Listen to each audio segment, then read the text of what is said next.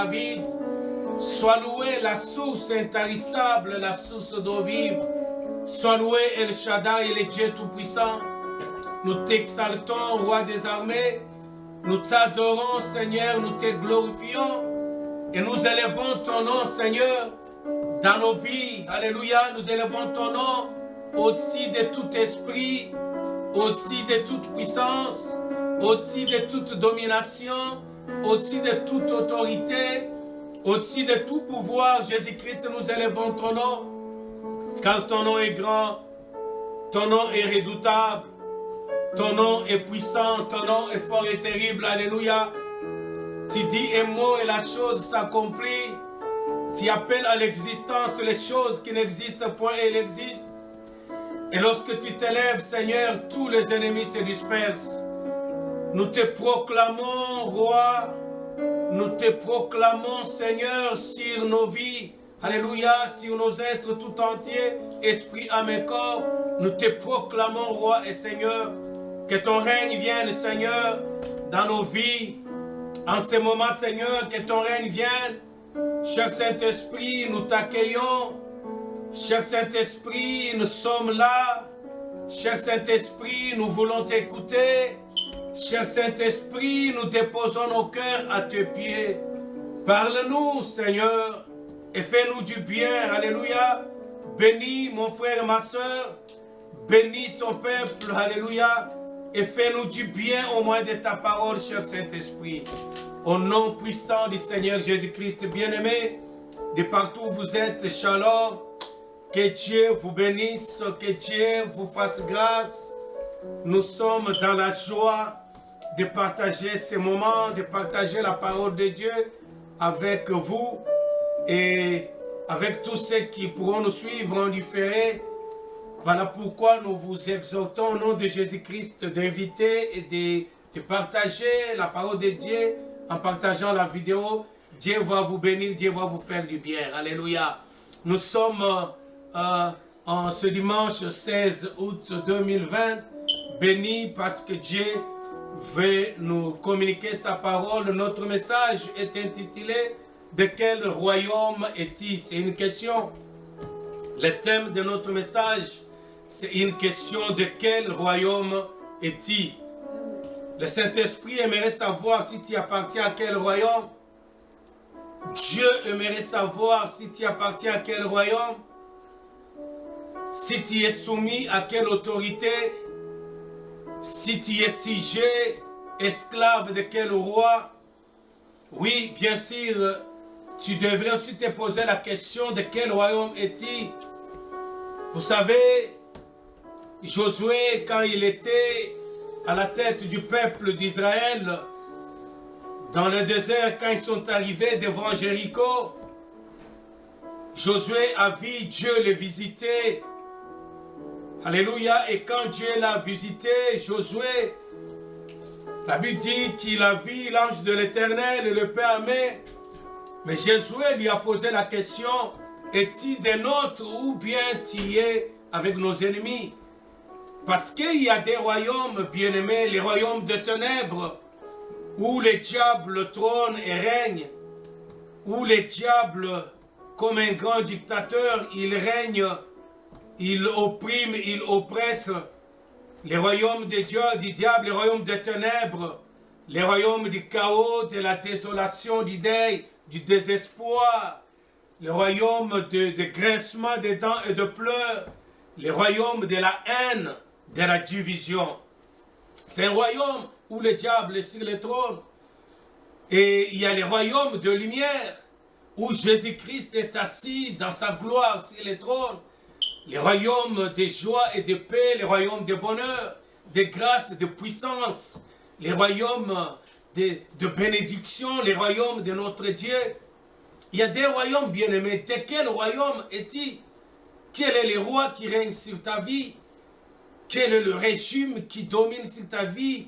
Tu subis, tu obéis à quelle constitution? C'est des choses-là que nous allons voir, bien-aimés. Nous disions qu'il y a des royaumes et nous, chrétiens, parce qu'il s'agit du peuple de Dieu, nous appartenons au royaume de lumière où Jésus-Christ est roi. Et chaque royaume bien-aimé a ce vertu, chaque royaume a sa moralité, chaque royaume a sa constitution, chaque royaume a son armée. Nous avons même l'avantage dans notre royaume à nous, il n'y a pas une seule armée, il y a plusieurs armées. Notre Dieu, c'est un Dieu des armées. Bien-aimés, nous appartenons à ces royaumes-là, les royaumes de lumière. Et ces royaumes-là, ce n'est pas un royaume terrestre, ce n'est pas sur cette heure, nous appartenons au royaume céleste. Nous sommes sur la terre de représentants, de représentantes de ces royaumes de lumière. Nous sommes sur la terre les ambassadeurs de ce royaume, notre royaume, le royaume de l'éternel, le royaume des joies et de paix. Et en tant qu'ambassadeurs sur la terre, ambassadeurs du royaume des cieux, nous sommes là pour communiquer nos valeurs. Nous sommes là pour communiquer la lumière dans ce royaume, dans ce monde. Ce monde appartient au royaume du diable, le royaume des ténèbres. Ce monde qui est dans le chaos, ce monde qui est dans la désolation, parce que le diable règne et trône sur cette heure. Mais nous sommes les ambassadeurs pour communiquer la lumière. Voilà pourquoi Jésus a dit, vous êtes la lumière du monde. Pour communiquer la joie, pour communiquer la vie, pour communiquer la guérison, la délivrance, pour faire éclater la gloire de Dieu, la puissance de Dieu. Nous sommes des ambassadeurs. En tant qu'ambassadeurs bien-aimés, nous devons valoriser, nous devons faire la promotion du royaume dont nous appartenons. Nous devons faire les lobbies, le marketing de notre royaume, parce que notre royaume nous a besoin de sauver ceux qui sont encore esclaves du royaume du diable, le royaume des ténèbres. C'est ce que nous allons voir par la grâce de Dieu. Notre texte de base est dans le livre de Daniel, le chapitre 3. Tout le chapitre 3, nous allons, par la grâce du Saint-Esprit, développer cela. Mais nous lirons peut-être quelques versets parce qu'il y a beaucoup de versets. Et le Saint-Esprit va nous aider, bien-aimés. Donc, de quel royaume es-tu?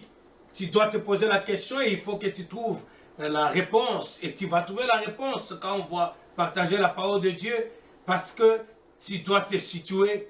Et si tu n'es pas dans le royaume de lumière où Jésus-Christ trône et règne, tu dois te recadrer, tu dois te relever, tu dois traverser, parce que c'est une chose d'être dans le royaume de lumière où Jésus-Christ est roi, mais ça n'est aussi une autre chose de communiquer, de manifester, de faire jouir à notre entourage ceux qui partagent avec ou ceux qui nous entourent, ceux qui partagent nos vies de chaque jour. Nous devons leur communiquer la gloire et la puissance de Dieu. Bien-aimés, le royaume dont nous sommes citoyens, c'est un royaume de puissance. Le livre de Daniel, dans son chapitre 3, nous relate une histoire de trois jeunes hommes qui étaient en déportation, trois jeunes hommes qui étaient, que le roi Nebuchadnezzar, roi de Babylone, qui avait assiégé Jérusalem, qui était entré en Israël et qui avait tout pillé là-bas, qui avait tout détruit et qui avait pris en captivité des Juifs et qui l'avait amené comme esclaves dans son royaume à Babylone. Et parmi ces Juifs-là, la Bible nous dit que le roi, dans Daniel chapitre 3, le roi a ordonné à ses hommes, à ses troupes, de prendre en otage, en captivité, des jeunes gens, qu'ils soient beaux, alléluia, et qu'ils soient sans défaut. Vous comprenez un peu les vertus de notre royaume, c'est des beaux, sans défaut, de personnes sans défaut, sans tache ni ride. Et le roi va donner cet ordre-là, le roi Nebuchadnezzar, pour qu'on prenne en captivité des jeunes gens beaux de figure, de taille, sans défaut. Alléluia, le roi va demander qu'on ne choisisse pas ces jeunes-là, non seulement parce qu'ils sont beaux, mais qu'on aille les chercher, pas n'importe où, dans des familles, dans des familles royales. Donc, qu'on aille chercher ces hommes-là dans des familles nobles, dans des familles pas dans des familles médiocres, dans des familles nobles, dans des familles royales. Alléluia, bien-aimé, le roi va donner cet ordre et on va les prendre dans des familles nobles, dans des familles royales, on va les prendre des jeunes gens sans défaut corporel, beaux, de figure et de taille, et on va les amener comme esclaves du roi. Et le roi va les prendre à son service, bien-aimé. La première chose que j'aimerais souligner, avant d'aller plus loin, j'aimerais souligner ce que Paul écrit, ou l'apôtre Pierre plutôt, dans son premier livre, 1 Pierre, chapitre 2, le verset 9, la Bible dit ceci, c'est pour vous cadrer un peu, vous situer un peu, et vous faire voir de quel royaume les chrétiens nous appartenons. 1 Pierre, chapitre 2, verset 9, la Bible dit, vous, au contraire, vous êtes une race élie, un sacerdoce royal, une nation sainte, un peuple acquis, afin que vous annonciez le vertu de celui qui vous a appelé des ténèbres à son admirable lumière. Je voulais partager ce verset-là pour faire comprendre notre texte. Pierre écrit, parlant de nous, de toi et de moi, chrétiens, il dit que nous sommes une race élie. Et vous verrez dans Daniel chapitre 3, le roi Nebuchadnezzar, il ordonne qu'on aille chercher des jeunes gens, pas dans n'importe quelle famille. Il dit aller les chercher dans des familles royales. Et Pierre nous dit ici que nous sommes une race élie, un sacerdoce royal, une nation sainte. Donc nous ne sommes pas n'importe qui. Tu n'es pas n'importe qui, mon frère, ma sœur.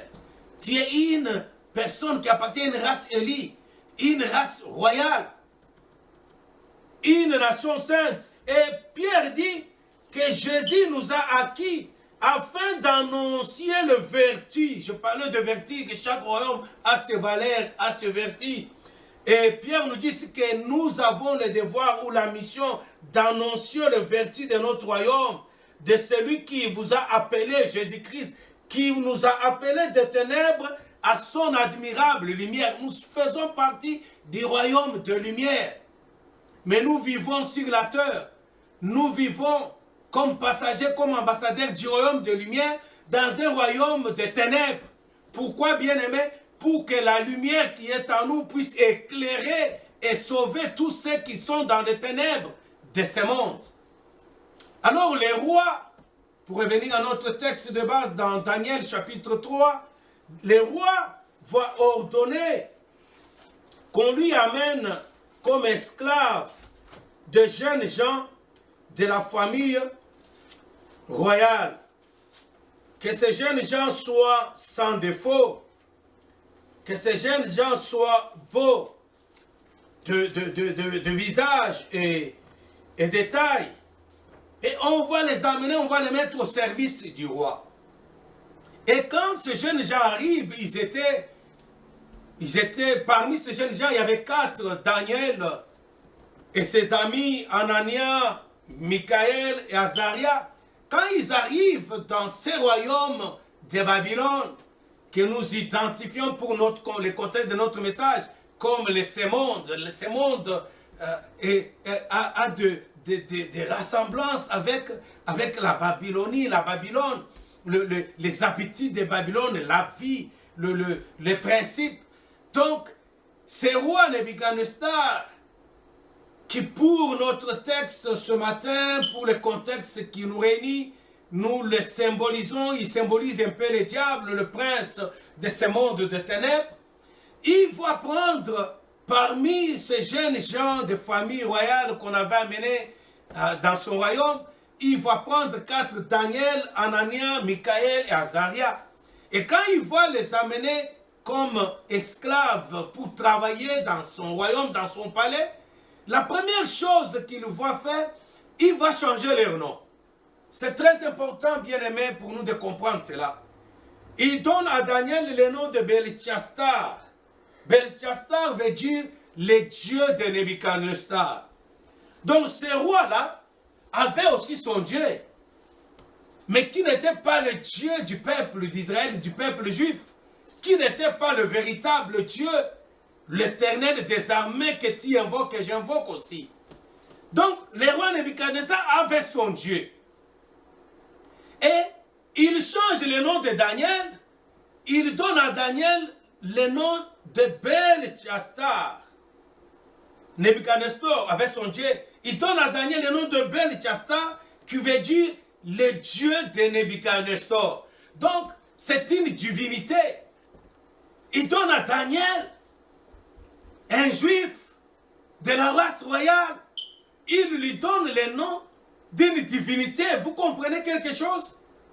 Et il change le nom de tous ces 4 jeunes gens. Il donne à Anania le nom de Shadrach, à Miskaël, le nom de Meshach, à Azaria, le nom d'Abednego. Abednego veut dire adorateur de Mercure.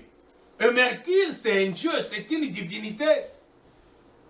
Mercure, c'est une divinité de l'éloquence.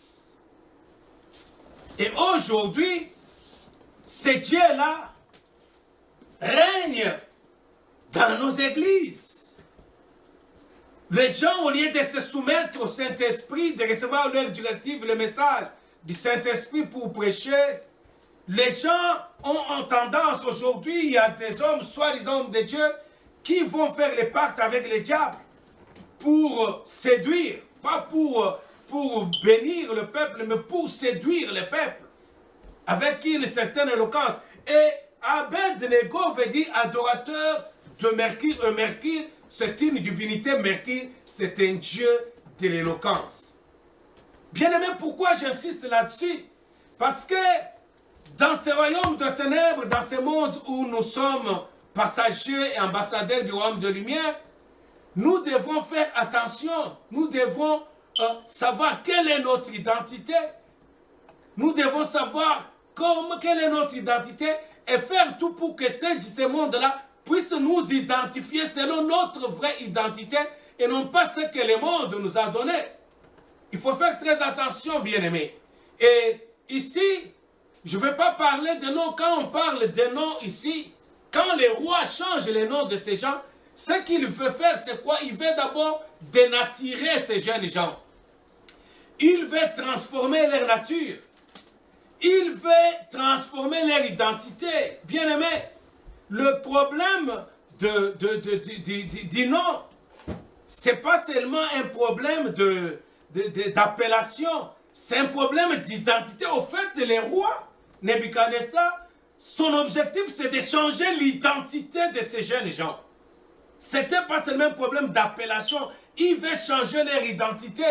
Et automatiquement, quand on change l'identité, parce que le nom n'est pas seulement un problème d'appellation, c'est un problème d'identité de la personne.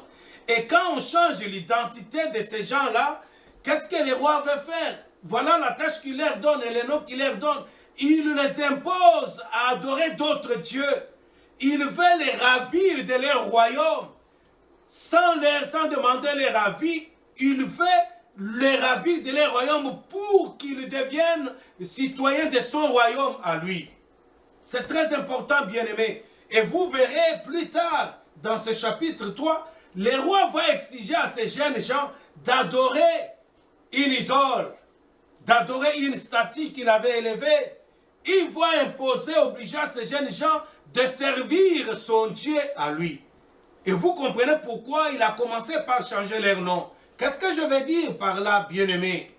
Les rois, Nebuchadnezzar, quand il change le nom de ces jeunes gens, il veut changer, trafiquer leur identité. Sans leur avis, il veut les imposer le vertige de notre royaume, de son royaume à lui. Il veut les imposer d'adorer son Dieu, de servir son Dieu. Bien-aimés, moi je vois aujourd'hui le chrétien qui change de nom, qui prennent des noms bibliques, c'est une très bonne chose. On donne parfois ces noms-là à nos enfants, c'est une très bonne chose. Je vois même des adultes, un pasteur qui s'appelle Albert et puis qui change, qui devient Yoshua, qui devient Josué, qui devient Moïse. C'est bien, mais le problème, ce n'est pas un problème d'appellation, c'est un problème d'identité. Quand on change les noms, il faut changer aussi le vertige, les valeurs, pour vivre selon les valeurs du nom que tu prends. Ce n'était pas un hasard. Les rois, quand ils changent les noms de ces jeunes gens, il veut les imposer une autre culture. Il veut les imposer d'autres divinités. Il veut les imposer d'autres pratiques. C'était ça son objectif. Il veut changer leur identité, bien-aimés. Prendre le nom de Josué, c'est une bonne chose. Mais le vrai problème, ce n'est pas le nom de Josué qu'il faut prendre. C'est la vie de Josué qu'il faut pratiquer, qu'il faut prendre. Il faut s'investir dans la vie de Josué parce que le christianisme, c'est une vie, bien-aimés. Ce n'est pas un problème de nom, c'est une vie. C'est des valeurs, c'est des vertus du royaume des Lumières où Jésus-Christ est roi. Prendre le nom, c'est bien, mais vivre, parce que c'est un problème d'identité. Bien-aimé, le roi va imposer, il va élever une statue d'or. Et quand il élève la statue d'or, il va imposer, on va publier, on va demander à tout le peuple de s'incliner. Je vais lire cela, Daniel chapitre 3, à partir du verset 12. Vous pouvez lire ça dans votre Bible, tous les chapitres, mais je vais prendre seulement à partir du verset 12, où je prends un peu plus haut, à partir du verset 4. Un héros cria à haute voix, « Voici ce qu'on vous ordonne, peuple, nation, hommes de toute langue. Au moment où vous entendrez les sons de la trompette, les sons du chalumeau, de la guitare, de la sambique, du psalterion, de la cornemuse et de toutes sortes d'instruments de musique, vous vous prosternerez et vous adorerez la statue d'or qu'a élevé le roi Nebuchadnezzar. Quiconque ne se prosternera pas et n'adorera pas sera jeté à l'instant même au milieu d'une fournaise ardente. C'est pourquoi, au moment où tous les peuples entendirent les sons de la trompette, du chalumeau, de la guitare, de la sambique, du psalterion et de toutes sortes d'instruments de musique, tous les peuples, les nations, les hommes de toutes langues se prosternèrent et adorèrent la statue d'or qu'avait élevée le roi Nebuchadnezzar. Alléluia. Bien-aimés, écoutez ce qui se passe dans ce monde, dans ce royaume des ténèbres. Ce royaume des ténèbres où le diable règne, a des principes, a des valeurs, a des lois aussi. Ce royaume a une constitution et dans ce royaume, alléluia, Nebuchadnezzar élève une statue d'or. Bien-aimé, qu'est-ce que ça veut dire? Le diable aujourd'hui élève dans ce monde plusieurs idoles, plusieurs statues, et il impose à tous les hommes, toutes les femmes, toutes les nations qui vivent sur la terre où il règne, il les impose d'adorer des idoles. Bien-aimés, et malheureusement, il y a des chrétiens qui ne comprennent pas cela, qui subissent la loi de ce monde et qui fléchissent leurs genoux. Les rois de ce monde, le diable, a imposé dans certaines familles de divinités comme la sorcellerie. Vous verrez toute la famille est dominée et dirigée et contrôlée par la sorcellerie. Ils sont esclaves, ils sont sujets de la sorcellerie. Et quand la sorcellerie s'élève, tout le monde est à genoux. C'est quoi adorer une idole? C'est soumettre à l'autorité de cette idole. C'est fléchir les genoux. Alléluia, c'est quoi fléchir les genoux? C'est subir les dictats, c'est subir la décision, c'est subir quelque chose qui domine sur ta vie. Et vous verrez des familles entières dominées, écrasées par la pauvreté. Toute la famille est dans la médiocrité, de l'oncle à la tante, du papa à la maman, du grand frère au cousin. Toute la famille élargie subissent le dictat de la pauvreté, de la médiocrité, de la misère. Ça veut dire quand on sonne la musique de la pauvreté, quand on sonne la musique de la médiocrité, de la misère, tout le monde est à genoux. Tout le monde se prosterne, tout le monde subit la loi de la pauvreté, de la médiocrité, de la misère. Parce que c'est une idole que le diable a élevée dans leur vie et leur a imposé. Quand vous entendez la musique, vous devez vous prosterner, vous acceptez la pauvreté, vous vous prosternez et vous laissez la misère, la médiocrité régner et contrôler vos vies. C'est ce que le roi Nebuchadnezzar avait fait. C'est ce que le diable fait, est en train de faire et a déjà établi plusieurs idoles. Vous verrez toute une famille esclave du célibat, mais de la prostitution. Aucune fille ne peut être mariée et celle qui a la chance de se marier, 2-3 ans après, elle est divorcée pour aucune raison valable. Elle divorce. Ou le mari quitte la femme et disparaît avec une autre femme. Et la fille qui n'a rien fait, la femme se retrouve célibataire. Pas parce qu'elle voulait être célibataire, mais parce que l'homme l'a quitté sans raison. Et vous verrez dans toute la famille, petite famille ou famille élargie, il y a plein de femmes jolies, belles, intelligentes, intellectuelles, mais qui sont tous soit célibataires parce que jamais mariés, ou soit divorcés. Pourquoi? Parce qu'on a élevé la statue du célibat. On a élevé la statue du divorce. Et c'est cette statue-là dont les rois, les diables les a obligés, toute la famille. Dès qu'on va sonner la trompette, vous vous agenouillerez. Vous allez subir les dictats, la loi du célibat et du divorce. Et quand le divorce s'élève, toutes les femmes sont à genoux. Quand le divorce s'élève, tous les hommes sont à genoux. Quand le célibat s'élève, toutes les filles, tous les garçons sont à genoux. De belles filles intellectuelles qui méritaient d'être mariées se retrouvent à genoux, écrasées par l'idole, la statue du célibat. Ils subissent la loi du célibat. Bien-aimé, de quel royaume es-tu? Tu es dans le royaume où le célibat règne? Tu es dans le royaume où le divorce règne? Tu es dans le royaume où la pauvreté règne? Tu es dans le royaume où tout le monde s'incline devant la médiocrité? Tu es dans le royaume où tout le monde s'incline devant le chômage? Tu es dans le royaume où tout le monde s'incline devant la maladie? Tu es dans quel royaume? De quel royaume es-tu, bien-aimé? Parce que le roi de ce monde, le diable, a élevé des statues. Alléluia. Il a élevé des statues d'or. Et il oblige à tous ceux qui vivent sur cette terre, dans son royaume où il règne, il exige que tout le monde les adore. Quand vous entendrez les sons de la musique, vous devez tous vous agenouiller, vous prosterner et adorer la statue d'or que Dieu a élevée. Bien-aimé, qu'est-ce qui est élevé dans ta vie? Qu'est-ce qui domine ta vie? Qui contrôle ta vie? Tu viens de quel royaume? Quel est le roi qui règne sur ta vie? Qu'est-ce qui règne sur ta vie? Qu'est-ce qui domine ta vie? Tu subis quel dictat, bien-aimé?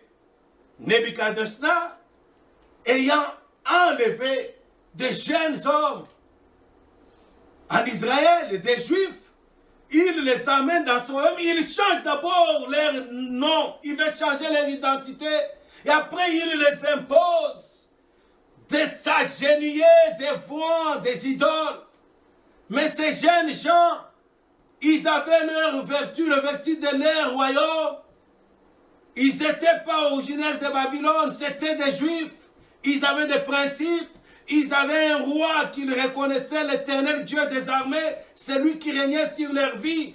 Ils respectaient la loi de ces rois-là. Et là, Daniel chapitre 3, le verset 8, la Bible dit ceci. À cette occasion et dans le même temps, quelques Chaldéens s'approchèrent et accusèrent les Juifs.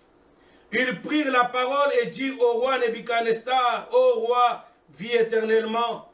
Tu as donné un ordre d'après lequel tous ceux qui entendraient le son de la trompette, du chalumeau, de la guitare, de la sambuc, du psalterion, de la cornemuse et de toutes sortes d'instruments de musique devraient se prosterner et adorer la statue d'or. Et d'après lequel quiconque ne se prosternerait pas et n'adorerait pas serait jeté au milieu d'une fournaise ardente. Or, il y a des Juifs à qui tu as remis l'intendance de la province de Babylone, Shadrach, Meshach et Abednego, hommes qui ne tiennent aucun compte de toi, ô roi. Bien-aimés, écoutez, c'est extraordinaire. Les trois amis de Daniel, bien que vivant à Babylone, ils n'ont pas oublié les valeurs de leur royaume. Ils n'ont pas oublié leur identité, même si les rois ont tout fait pour changer leur identité. Mais eux, ils n'ont pas oublié leur identité. Bien-aimé, si tu as reçu Jésus-Christ comme ton Seigneur et Sauveur personnel, si un jour tu t'es repenti, tu lui as donné ta vie, tu devrais t'identifier, alléluia, en rapport avec les royaumes dont Jésus-Christ est le roi. Non seulement t'identifier, mais tu devrais aussi faire connaître ton identité par rapport à la qualité de ta vie, bien-aimé. Nous sommes des chrétiens, nous sommes des ambassadeurs du royaume de cieux, le royaume de lumière dans ce monde.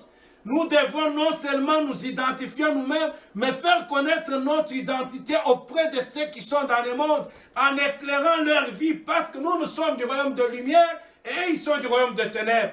Alors la lumière en nous devrait éclairer leur vie. Nous devons les amener à nous identifier comme des étrangers sur cette terre. En voyant la différence de vie, nos vies et leur vie, il faut qu'il y ait une différence parce que la lumière et les ténèbres ne cohabitent pas, ne peuvent pas se mélanger. Et alors, ils devront nous identifier. Ici, les gens de Babylone disent à leur roi qu'il y a des Juifs, ils les ont identifiés, que ce sont des Juifs. Et ces Juifs-là ne tiennent pas compte de toi, ô roi. Bien-aimé, tu ne devrais pas tenir compte du diable. Ce pauvre monsieur, le diable, a été écrasé il y a plus de 2000 ans à la croix du Calvaire. Il a été neutralisé, anéanti. La Bible dit qu'on l'a cloué à la croix. Jésus-Christ a effacé l'acte dont les ordonnances nous condamnaient et qui subsistait contre nous. Il l'a détruit à la croix. Il a dépouillé les dominations, les principautés, les autorités et les a livrés publiquement en spectacle, bien-aimés, en triomphant d'elle sur la croix. Colossiens chapitre 2, versets 14 et 15. Ce pauvre monsieur, le diable, est anéanti depuis plus de 2000 ans. Tu ne devrais pas tenir compte de lui.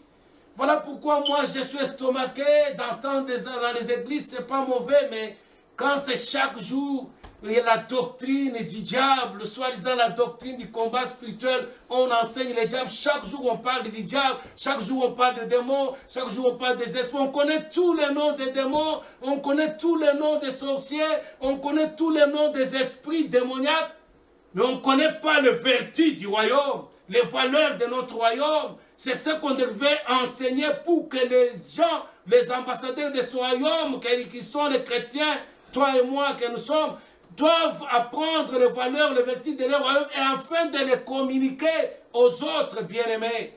C'est ça qu'il faut enseigner en ce temps, surtout en ce temps de la fin. Ces jeunes gens, ils n'ont pas oublié leur identité. De quel royaume es-tu bien-aimé? Si tu es du royaume de lumière, alléluia, parce que tu as reçu Jésus-Christ comme ton Seigneur Sauveur. Mais comment est-ce que tu véhicules le message de ton royaume? Comment est-ce que tu fais connaître le vertu? Comment est-ce que tu fais le lobbying de valeur de ton royaume, bien-aimé? Où tu subis déjà les dictats du royaume de ce monde? Où le diable a ordonné que tu te prosternes devant une idole pour l'adorer? Tu es victime de l'idole du célibat, tu es victime de l'idole de la médiocrité, tu es victime de l'idole de la malédiction. Une statue est élevée et toi tu es victime, on t'oblige de te prosterner. Aujourd'hui, le diable a tout fait pour que, vouloir ou pas, le péché est dans tous les coins des rues. Même si tu n'as pas l'intention de pécher, mais il a fait que le péché soit affiché partout. Tu ne peux pas regarder la télévision, tu vas sur Internet, le péché te suit partout. Dans la rue, alléluia, le péché te suit partout. Vous savez, je ne pouvais jamais, c'est extraordinaire ce que j'ai vécu la semaine passée. On sonne à la porte, c'est mon épouse qui rentrait du travail, je vais pour l'ouvrir. Et je vois mon regard ici, la porte, je regarde en face de chez moi, mon voisin direct en face, ou ma voisine, elle est toute nue plutôt. Elle est seulement avec son caleçon slip, son petit string. Dehors, pas dans la maison. Elle est en train d'enlever des herbes dans son jardin. À l'extérieur, sur la grande route. Toute nue, seulement avec son string.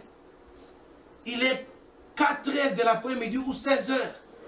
J'ai dit, mais c'est quoi cette affaire? Mais elle est à l'aise. Les gens passent sur la rue, les gens ne la regardent pas. Tout le monde trouve que c'est normal. Personne ne s'intéresse à elle. Ça, c'est des stades. Donc, le péché, le diable a tout fait que même si tu ne veux pas, donc il a établi le péché partout pour que, vouloir ou pas, si tu ne fais pas attention, si tu te prosternes. Et tu l'adores. Des statues d'or sont élevées, bien-aimés. Alors, les 3 amis juifs, ils n'ont pas oublié leur identité. Ils n'ont pas oublié les valeurs du royaume dont ils appartenaient. Bien-aimés, ces jeunes gens vont refuser et là, on va aller les accuser chez le roi. On dit que ces gens ne tiennent aucun compte de toi, ô roi. Ils ne servent pas tes dieux. Bien-aimé, tu sers quel Dieu? Si tu es chrétien, tu es serviteur de Dieu. Tu es une servante de Dieu, mais est-ce que tu le sers? Parce que parfois, si tu ne sais pas, tu sers d'autres dieux sans le savoir. Il y a beaucoup de dieux parfois que tu sers sans le savoir. Il y a les gens qui ont pour Dieu la cupidité. Ils veulent gagner beaucoup d'argent. Et les dimanches, ils sont dans les temps supplémentaires pour faire beaucoup d'argent. Et le diable les a enchaînés là-bas. Ils gagnent beaucoup, mais ils n'ont toujours rien. Ils gagnent beaucoup, ils travaillent beaucoup, ils gagnent beaucoup. Chaque dimanche, lui, il travaille, heure supplémentaire, il gagne beaucoup, mais il n'a rien. Et là, le diable a élevé seulement la statue de la cupidité. Dès que la musique sonne, messieurs, madame se prosternent devant la statue d'or qu'on appelle la cupidité. Il se prosterne. Dimanche, il ne va pas adorer Dieu. Il se prosterne. Parle sur la cupidité. C'est la cupidité qui règne. Parce que le roi de ce monde a élevé cette statue dans la vie de beaucoup de gens. Shadrach, Meshach, Abednego vont refuser. Alors on va les accuser chez le roi. Le verset 13 de Daniel 3. Alors Nebuchadnezzar, irrité et furieux, donnant l'ordre qu'on amena Shadrach, Meshach, Abednego, et ces hommes furent amenés devant le roi. Nebuchadnezzar prit la parole et leur dit, et c'est des propos de libérer Shadrach, Meshach, Abednego, que vous ne servez pas mes dieux et que vous n'adorez pas la statue d'or que j'ai élevée. Bien-aimés, écoutez bien, il y a des choses ici que le roi demande. La première, c'est d'adorer la statue, et la deuxième, c'est de servir son Dieu. C'est extraordinaire, bien-aimé. De quel royaume es-tu? Qui domine sur toi? Tu te prosternes devant quoi? Tu t'agenouilles devant quoi? Tu t'agenouilles devant qui? Et tu sers quel Dieu?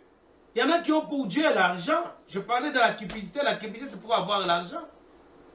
Il y en a qui sont prostituées, qui vendent leur corps pour l'argent. Parce qu'ils doivent servir le Dieu Mammon, qui est le Dieu d'argent. Ils sont prêts à faire n'importe quoi pour l'argent. Ce n'est pas qu'ils le font volontairement, non, on leur a imposé. Dès qu'il y a la musique, alléluia, tu vas vendre ton corps pour de l'argent, tu vas te prostituer. Dès qu'il y a la musique, c'est une obligation, c'est une idole, c'est une statue élevée. Prostitution, dès qu'il y a la musique, toutes les femmes, tous les hommes se prosternent. Parce que le roi a élevé la statue qu'on appelle prostitution, fornication, impudicité, adultère dans leur vie. Daniel chapitre 3, verset 15. Maintenant, dit le roi, tenez-vous prêts au moment où vous entendrez les sons de la trompette, du chalumeau, de la guitare, de la sambuc, du plastérion, de la cornemuse et de toutes sortes d'instruments. Vous vous prosternerez et vous adorerez la statue que j'ai faite. Si vous ne l'adorez pas, vous serez jeté à l'instant même au milieu d'une fournaise ardente. Et quel est le Dieu qui vous délivrera de ma main? Bien-aimé, c'est extraordinaire. J'aimerais attirer ton attention sur une petite chose très importante. Bien-aimé, si tu es chrétien, si tu es chrétienne, tu n'as pas besoin de paniquer devant les difficultés, les épreuves. Tu n'as pas besoin de paniquer devant quelle menace. Tu as besoin de faire confiance au roi du royaume dont tu appartiens, Jésus-Christ. Parce que Jésus-Christ ne nous abandonne jamais. Amen. Jamais il a abandonné, jamais il n'abandonnera. Il ne nous abandonnera jamais, amen, quelle que soit la gravité, la dimension de la menace, de l'épreuve ou des difficultés. Jésus-Christ s'élèvera toujours. Il n'abandonne jamais ceux qui lui sont fidèles. Pourquoi? Parce qu'il a demandé à ses disciples en disant, si vous me glorifiez devant les hommes, je vous glorifierai devant mon Père et devant ses anges. Bien-aimés, sur cette terre, dans ce royaume de ce monde de ténèbres où nous sommes ambassadeurs, passagers, venant du royaume de cieux, bien-aimés, nous devons communiquer les valeurs de notre royaume, nous devons vivre comme tel et marcher comme tel. Bien-aimés, nous devons faire voir que nous appartenons à un royaume par la qualité de nos vies. La différence entre ceux du royaume de ténèbres et le royaume de lumière, c'est la qualité de nos vies. Nous devons vivre cela sans s'inquiéter, quelles que soient les difficultés, la menace du diable, bien-aimé. Parce que Jésus-Christ, si tu l'honores sur cette terre, comme il a dit, celui qui m'honorera devant les hommes, je l'honorerai devant mon Père et devant les anges. Bien-aimé, occupe-toi des affaires de Dieu et Dieu s'occupera de tes affaires. Occupe-toi, inquiète-toi des besoins de Dieu et Dieu s'inquiétera et s'occupera de tes besoins. Occupe-toi de Dieu et Dieu s'occupera de toi et de ta famille. Ça fonctionne comme ça. Celui qui m'honorera devant les hommes, je l'honorerai devant mon Père et devant ses anges. C'est donnant, donnant, bien-aimé. Et ces trois amis de Daniel, ils savaient cela. C'est ainsi qu'ils ont préféré honorer leur roi. L'occasion leur a été donnée, bien-aimé. Qu'est-ce que tu fais quand Dieu te donne l'occasion de les glorifier, de les témoigner, de montrer aux yeux de tous que tu appartiens au royaume des lumières? Qu'est-ce que toi tu fais? Qu'est-ce que tu fais quand tu es habité à la tentation d'ordre sexuel? Qu'est-ce que tu fais? Tu te prosternes, tu adores la statue de la sexualité, ou tu résistes pour glorifier le roi Jésus-Christ, pour montrer à cette statue et au roi le diable qu'il a élevé, pour lui montrer que tu appartiens à un autre royaume dont Jésus-Christ est sur le trône. Plusieurs fois, Jésus t'a donné l'occasion de le témoigner, de le glorifier. Mais tu y as toujours succombé, tu tombes toujours. Tu as eu les occasions devant la cupidité pour résister à la cupidité, résister aux mensonges, aux fraudes. Vous savez, bientôt là, c'est la période de déclaration d'impôts va arriver encore.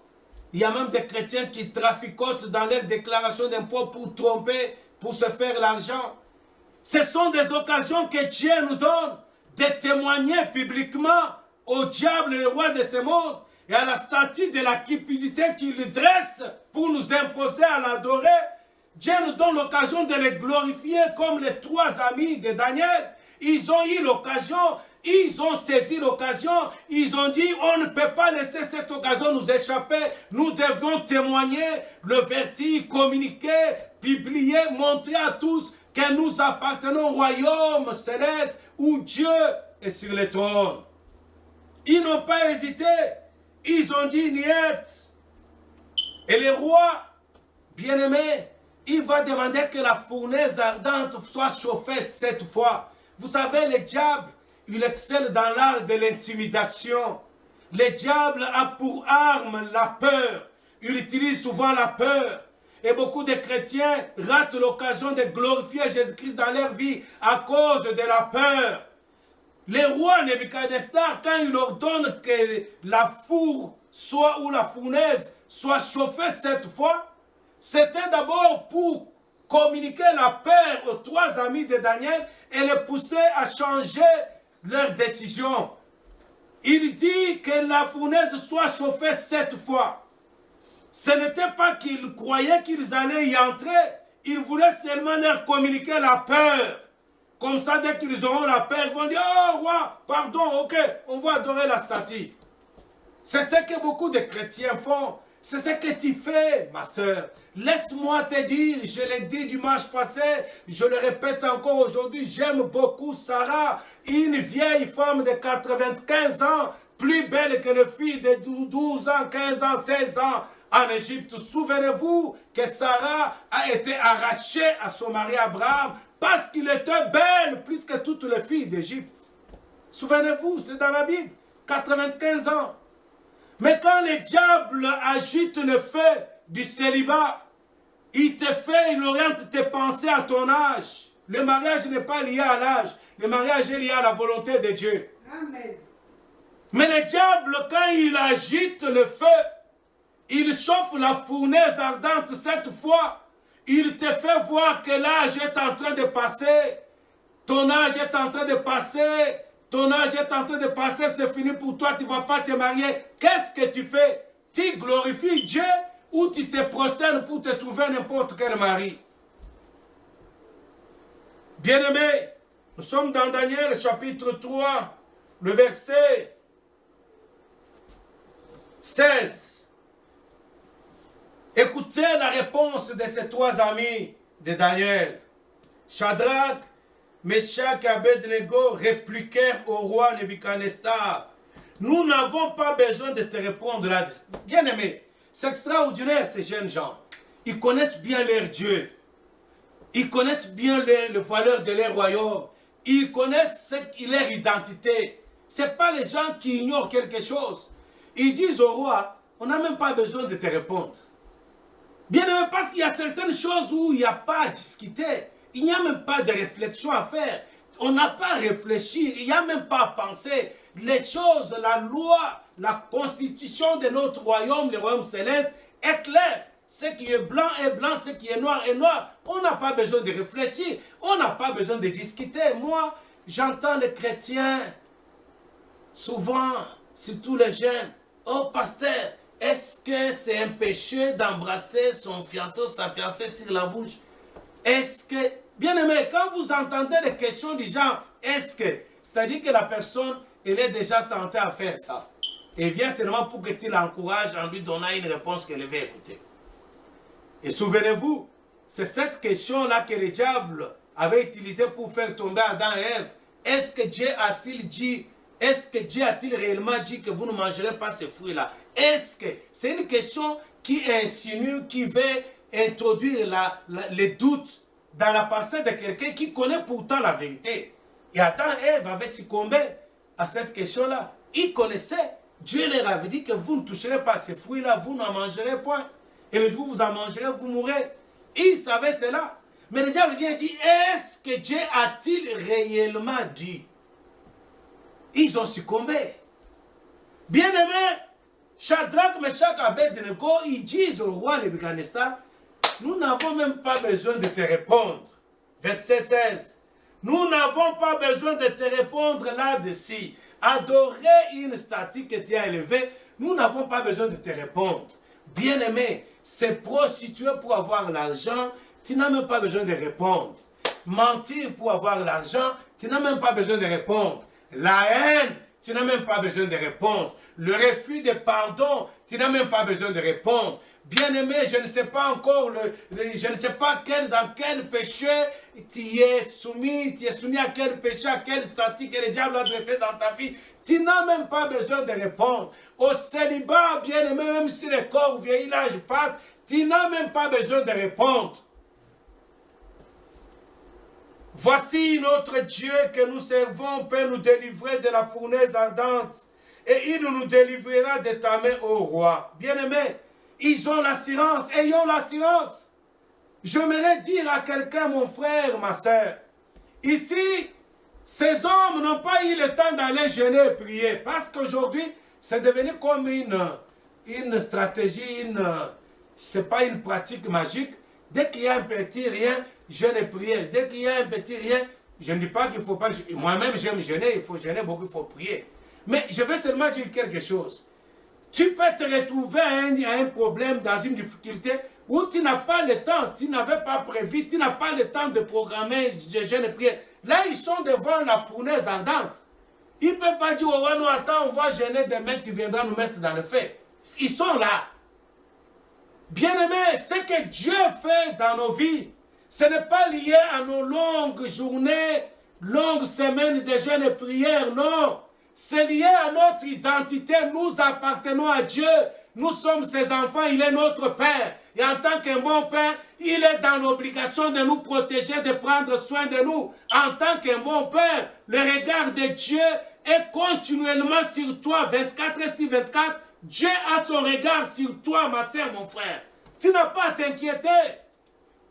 Et ces trois amis de Daniel, ils savent ça. Ils disent au roi, notre Dieu que nous servons. Est-ce que tu sers Dieu? C'est une chose d'appartenir à Dieu. Ça n'est une autre de le servir. Notre Dieu que nous servons, il peut nous délivrer de la fournaise ardente, ô roi. Et il nous délivrera de ta main, bien-aimé. Écoutez, au verset 18, ces jeunes gens disent au roi quelque chose. Ils disent, sinon, sache au roi que nous ne servirons pas tes dieux et que nous n'adorons pas la statue d'or que tu as élevée. Le verset 18 commence par sinon. En d'autres termes, qu'est-ce qu'il voulait dire? Même si Dieu ne nous délivre pas, même s'il faut mourir, mais nous ne trahirons pas, nous ne trahirons jamais notre Dieu. Sinon, sache, ô roi, que nous ne servirons pas tes dieux, même si notre Dieu n'intervient pas, mais nous ne servirons pas tes dieux. Bien-aimés, le christianisme que je vois chez certains frères et sœurs, ça change comme des caméléons chaque jour, ça change tout le temps. Dès que ça devient difficile, messieurs, il ne prie pas. Dès que ça devient difficile, messieurs disparaît même de l'église. Dès que ça devient difficile, messieurs vit comme messieurs tout le monde. Dès que ça devient difficile, il est en dents de son christianisme, sa vie chrétienne, c'est en dents de tantôt il monte, tantôt il descend.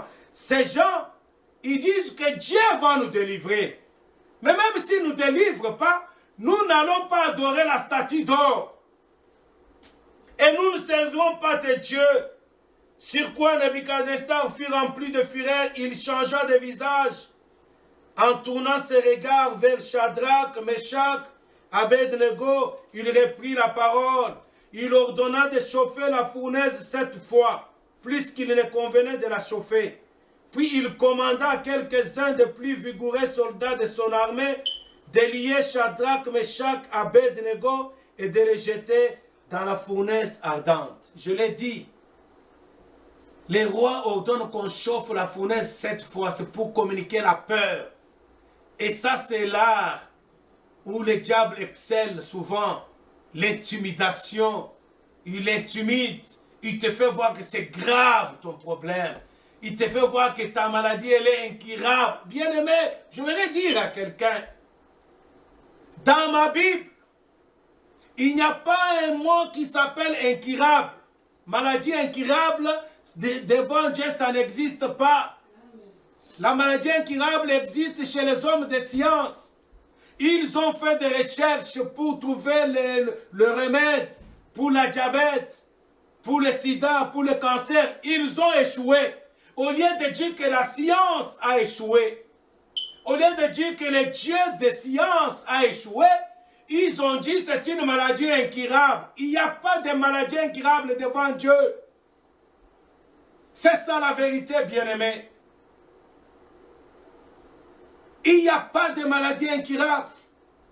Or, aujourd'hui, un petit problème, tu vas à l'hôpital, on va te mettre des trucs dans le corps, on va regarder, on va te dire, oh, tu as une maladie incurable, tu as l'Alzheimer, il y a le cancer, et le sida, le diabète et tout ce que vous savez là. Oui, pour eux c'est incurable, c'est pour intimider. Si tu paniques, si tu crois que cette maladie est incurable, alors elle devient incurable. Tout dépend de ce que tu crois. Mon Dieu dit dans sa parole qu'il te soit fait selon ta foi. Et la Bible déclare ce que je crains, c'est ce qui m'arrive. Si tu crains, ok, elle devient automatiquement incurable. Mais Dieu n'a pas dit son dernier mot. Et ces hommes n'ont pas paniqué. Quand on chauffe la fournaise, cette fois, ces hommes n'ont pas paniqué, ils sont restés fermes. Les Français disent droit dans ses bottes. Ils sont restés fermes. Ils n'ont pas cédé à la panique. Parce que la fournaise était chauffée. Qu'est-ce que tu penses, ma soeur? Les années passent et s'ensuivent et tu es toujours célibataire. La fournaise du célibat est chauffée. Tu commences à te faire des idées. Tu commences à te chercher d'autres. Tu veux aider Dieu.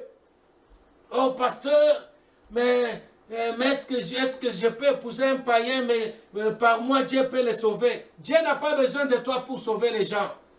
Dieu a utilisé son fils à la croix pour sauver les gens. Il n'a pas besoin de toi pour sauver les païens, ma soeur. Arrête. Tu as peur de la fournaise seulement. Reste ferme et Dieu va agir. Verset 21.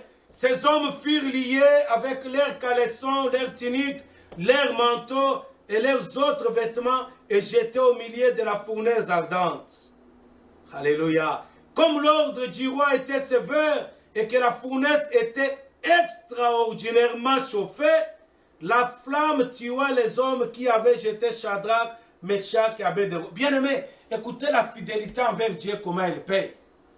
Si tu restes ferme, ma soeur, si tu restes ferme, mon frère, même si tu es victime des sorciers de ta famille, ou des sorciers, je ne sais pas de quoi, si tu restes ferme et fidèle à Dieu, ceux qui sont utilisés par les diables pour te faire du mal, ils tomberont eux-mêmes dans les pièges qu'ils font pour toi. Ceux qui creusent pour toi la tombe, tombera lui-même dans cette tombe-là. C'est ce qui est arrivé. La fournaise était chauffée, oui. Mais quand on a jeté les trois amis de Daniel, avant que le feu puisse avoir les effets sur eux, mais les hommes qui les ont jetés ont été aspirés aussi dans le feu. Alléluia. C'est extraordinaire ça.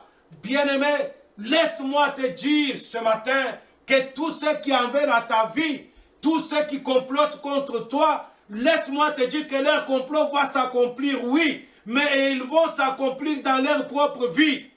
J'aimerais dire à quelqu'un, tous ceux qui complotent contre toi, leur complot va s'accomplir.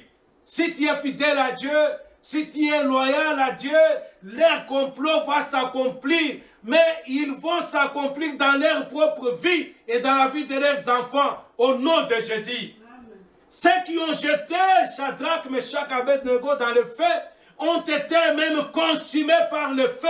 Ils sont morts les premiers avant que Shadrach, Abednego et Meshach ne puissent même pas sentir les effets du feu. La parole de Dieu nous montre dans ce livre que ces hommes-là, quand ils sont tombés dans le feu, alléluia, c'est extraordinaire. Ils étaient les pieds liés, ils avaient les mains liées, alléluia. On les avait dénudés, on les a jetés dans la fournaise extraordinairement chauffée. La Bible dit, le premier à voir, c'est les rois. D'abord, ces acolytes qu'il a utilisés pour qu'on les jette dans le feu ont été tués sur place. Bien-aimés, les sorciers qui t'attaquent, laisse-les t'attaquer. Ne s'occupe pas de... Occupe-toi de Dieu. Occupe-toi des affaires de Dieu. Engage-toi à servir Dieu. Engage-toi dans la vie de prière. Sois fidèle à Dieu. Marche dans la sainteté. Sois fidèle à Dieu. Sers Dieu. Les sorciers qui s'amusent à jouer avec ta vie, bientôt Dieu va s'amuser à jouer avec leur propre vie. Je le déclare au nom de Jésus-Christ. Frères et sœurs, les versets 23 et 24, verset 5, nous allons terminer par là. Et ces trois hommes, Shadrach, Meshach, Abednego, tombèrent liés au milieu de la fournaise ardente. Alors le roi Nebuchadnezzar fit effrayer et s'éleva précipitamment. Il prit la parole et dit à ses conseillers, n'avons-nous pas jeté au milieu du feu 3 hommes liés? Ils répondirent, ô roi, certainement ô roi. Bien-aimé, c'est extraordinaire. C'est extraordinaire. Comment est-ce que les sorciers auront la peur, la crainte de Dieu si nous, on ne les affronte pas face à face? Si nous, on ne vit pas avec eux, mais vivons dans la crainte de Dieu, vivons avec les sorciers de nos familles, ne nous séparons pas. C'est à eux de nous fuir. Ce n'est pas à toi de fuir les sorciers, c'est aux sorciers de te fuir. Vis ta vie tranquillement, ne t'occupe pas des sorciers. Ces 3 amis ont dit au roi, que la Bible dit, quand on est allé accuser ces 3 amis au roi, on dit au roi, ces hommes-là ne tiennent pas compte de toi, ô roi. Ne t'occupe pas des sorciers, occupe-toi de Dieu. Occupe-toi de ce que la parole de Dieu dit. Occupe-toi de pratiquer la parole de Dieu. Occupe-toi de ta relation avec Dieu. Occupe-toi de l'intimité avec Dieu. Sois sérieux avec Dieu. Veille sur ça avec toute ton énergie. Investis tout ton temps à rechercher la sanctification. Les sorciers qui s'amusent avec toi, Dieu va s'amuser d'eux. Parce que Jésus a dit, si tu l'honores devant les hommes, moi, j'aimerais te dire, si tu honores Dieu devant les sorciers, il t'honorera aussi. Occupe-toi de Dieu, Dieu s'occupera de toi et de tous ceux qui menacent ta vie. C'est ce qui est arrivé. Ceux qui ont jeté les amis ont été consumés par le feu. Et là, les rois regardent. Ces hommes qui étaient liés sont maintenant déliés. Ils n'ont pas de lien. Ils sont dans le feu. Mais le feu ne les dérange pas. Bien-aimé, que la stérilité ne te dérange pas. Parce que Dieu a dit, il n'y aura pas de femmes stériles, ni de femmes qui avortent dans vos maisons. Que la maladie ne te dérange pas. Que n'importe quoi ne te trouble pas. Demeure fidèle à Dieu. Il va descendre dans ton cas. Il va descendre au milieu de ta fournaise. Je ne sais pas dans quelle fournaise ardente le diable t'a jeté. Mais laisse-moi te dire que Jésus descendra là-bas si tu restes fidèle. C'est ce qu'il a fait. Il est descendu dans la fournaise ardente. Et le roi est le premier témoin. Laissons les sorciers de nos familles et même rendre témoignage de celui qui est dans nos vies, Jésus-Christ. C'est le roi qui rend témoignage là. Verset 25, il reprit la parole et dit, eh bien, je vois 4 hommes sans lien qui marchent au milieu du feu et qui n'ont point mal. Et la figure du 4e, alléluia, ressemble à celle d'un fils de Dieu. Ô roi, quelle révélation! Bien-aimé, les 3 amis jetés dans le feu, il y a une 4e personne qui est venue à leur secours. Bien-aimé, reste fidèle à Dieu. Que le diable chauffe la fournaise ardente de ta vie, reste fidèle à Dieu. Que les années passent, tu ne te maries pas, reste fidèle à Dieu. Que tu étudies, tu échoues toujours, reste fidèle à Dieu. Je ne sais pas en quoi tu as des problèmes, reste fidèle à Dieu. Quand on t'a dit tu as une maladie incurable, reste fidèle à Dieu. Reste fidèle à Dieu. Et Dieu descendra là dans ton problème. Amen. C'est ce qu'il a fait, bien-aimé. Il est descendu. Dieu ne nous abandonne jamais dans nos problèmes. Quand nous traversons la vallée de l'ombre de la mort, il est là avec nous. Dans nos difficultés, il est là pour nous soutenir, pour nous dire, ne crains rien, je suis avec toi. Dans nos problèmes, il est avec nous. Il n'est pas loin. Jésus n'est pas seulement sur le trône au ciel. Jésus est sur le trône de nos cœurs. Il est dans nos vies. Il est dans nos vies. Peu importe la vallée où nous pouvons traverser, peu importe la fournaise où on peut se retrouver, restons fidèles. Jésus est avec nous. Le roi dit, je vois 3 hommes qui marchent. Je vois 4 hommes sans lien et qui marchent au milieu du feu et qui n'ont point de mal. Et la figure du 4e ressemble à celle d'un fils de Dieu. Le roi a la révélation de Jésus. Avant que Jésus vienne sur la terre, personne ne connaissait Jésus sur la terre. Christ n'était pas encore venu sur la terre. Mais le roi, il a la révélation, il dit, mais la figure de la 4e personne ressemble au Fils de Dieu. Ensuite, Nebuchadnezzar s'approcha de l'entrée de la fournaise ardente et prenant la parole, il dit, Shadrach, Meshach, Abednego, serviteurs du Dieu suprême. Alléluia.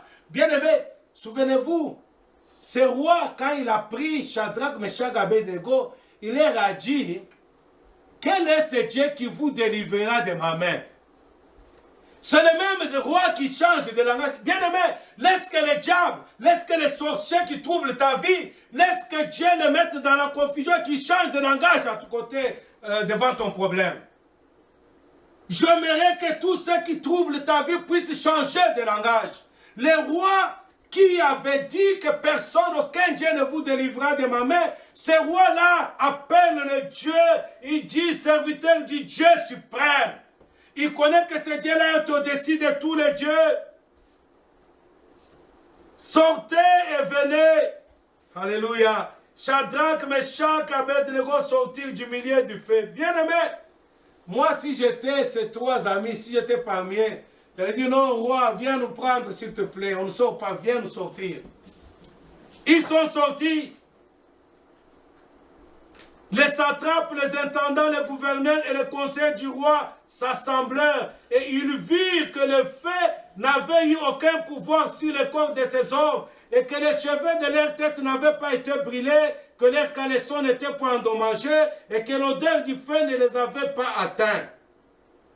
Nebuchadnezzar prit la parole et dit, béni soit le Dieu de... Bien-aimé, c'est un roi païen, c'est un idolâtre. Il s'est repenti à cause de la fidélité, la fermeté des enfants de Dieu. Le roi païen s'est repenti. Lui qui adorait la statue d'or, là il est en train d'adorer l'éternel Dieu des armées. Il l'adore, il dit, béni soit le Dieu de Shadrach, de Meshach et d'Abednego, lequel a envoyé son ange et délivré ses serviteurs qui ont eu confiance en lui. Bien-aimé, est-ce que tu as confiance en Jésus-Christ? Qui ont eu confiance en lui et qui n'ont pas violé l'ordre et qui ont violé l'ordre du roi et livré leur corps plutôt que de servir et d'adorer aucun autre Dieu que leur Dieu. Amen. Voici maintenant l'ordre que je donne. Tout homme, à quelque peuple, nation ou langue, qu'il appartienne, qui parlera mal du Dieu de Shadrach, alléluia, Meshach, Abednego sera mis en pièces et sa maison sera réduite en état d'immondice parce qu'il n'y a aucun autre Dieu qui puisse délivrer comme lui. Bien-aimé, écoutons ça. Après cela, le roi fit prospérer Shadrach, Meshach, Abednego dans la province de Babylone. Je vais m'arrêter par là, bien-aimé. La Bible dit qu'après cet événement, le roi fit prospérer les trois amis. Bien-aimé, toi qui te lamentes toujours, tu dois apprendre à rester fidèle à Dieu. Tu dois apprendre à faire confiance à Dieu. Tu dois demeurer fidèle et loyal envers Dieu. Occupe-toi de Dieu. Occupe-toi de l'œuvre de Dieu. Et Dieu s'occupera de toi et de tes problèmes. Parce que notre Dieu n'abandonne jamais. J'aimerais prier en ce moment, bien-aimé. J'aimerais que les anges de l'Éternel, qui est Dieu lui-même, alléluia, j'aimerais que cette quatrième personne qui était descendue au secours de Shadrach, Meshach, Abednego, je déclare au nom de Jésus-Christ que cette quatrième personne descende dans ta vie, que l'ange de l'Éternel te visite, que l'ange de l'Éternel descende dans tes problèmes et qu'il te sort de la fournaise ardente au nom de Jésus-Christ. Bien-aimé, j'ordonne au nom de Jésus, sors de la fournaise ardente. Au nom de Jésus, sors du célibat. Au nom de Jésus, sors de la pauvreté, de la médiocrité. Au nom de Jésus-Christ, sors de la maladie. Au nom de Jésus-Christ, sors de la maladie. Sors de la malédiction. Au nom puissant du Seigneur Jésus-Christ. Notre Dieu est fidèle. Celui qui m'honorera, celui qui me glorifiera devant les hommes, je le glorifierai devant mon Dieu, devant mon Père et devant ses anges. Nous allons terminer par là, bien-aimés. Jésus-Christ vous aime, moi aussi. De partout où vous êtes, partagez cette vidéo pour que la parole de Dieu puisse bénir les uns et les autres. Restons fidèles à notre Dieu, il n'abandonne jamais. Jésus-Christ vous aime, moi aussi. Bye bye.